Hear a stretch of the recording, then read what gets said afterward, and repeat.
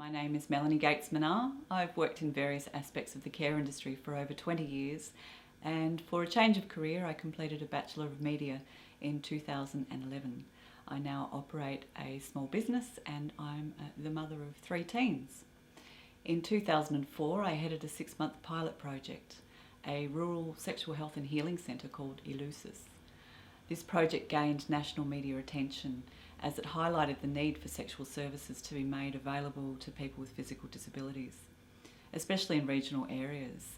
But during that time we also met a lot of men who came to us for support with their deep pain around childhood sexual assault. So I guess from that, today Elucis has evolved into the Centre for Sexuality. Our website and database are presently under construction.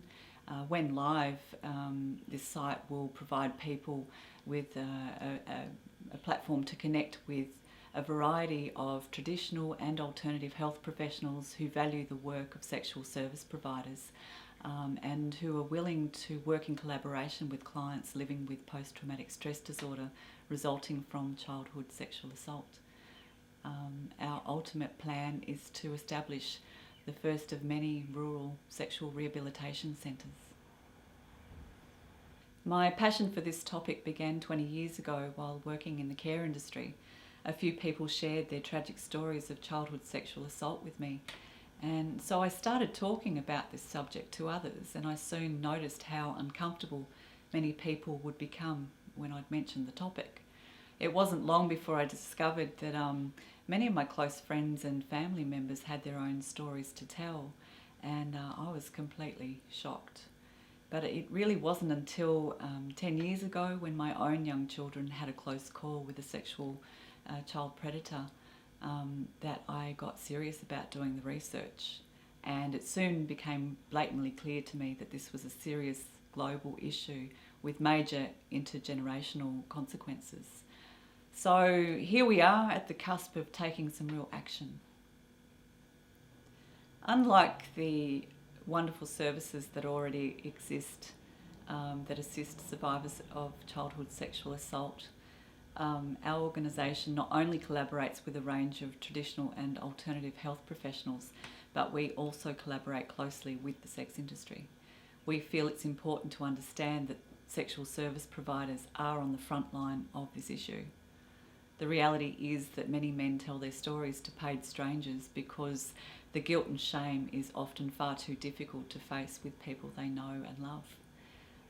As sex can trigger traumatic childhood memories and emotions, post-traumatic stress disorder is a common condition for survivors of child sexual assault, and many sexual service providers are now undertaking training to better understand how they can best assist their male, female, transgender clients beyond just sexual relief. The other side to this issue is domestic violence. The stats are showing that many people turn to substances to cope with childhood trauma. And when people feel disempowered, many men in particular take their frustrations out on the women and children in their lives. The growing domestic violence stats tell us that men are feeling deeply afraid and a bit out of control of their own feelings. They therefore require attention rather than detention. So we feel that rather than labelling and shaming these men, our objective is to facilitate a healing journey with them. So our professionals are very down-to-earth, good, fun people who celebrate sexuality. They believe that education should be enjoyable. So our residential program is designed to uplift our clients.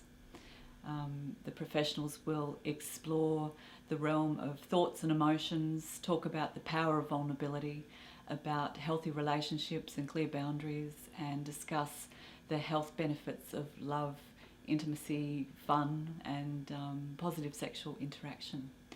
The latter service obviously moving the therapeutic process away from the cognitive and into the physical and deeper emotional realms. We're truly excited to be at this point in our project. It's certainly long overdue, but it's also perfectly timed as it operates alongside a National Royal Commission into this topic. So at this point, I'd like to thank each and every person who's ever shared this story with me, both professionally and personally. they've motivated me beyond belief, and I look forward to expanding this foundation globally so that no more adults have to share such stories. Our collaborators include counsellors, psychotherapists, psychologists, psychiatrists, hypnotherapists, sexual service providers, and a range of alternative health professionals, and I'm looking forward to working with them on this project.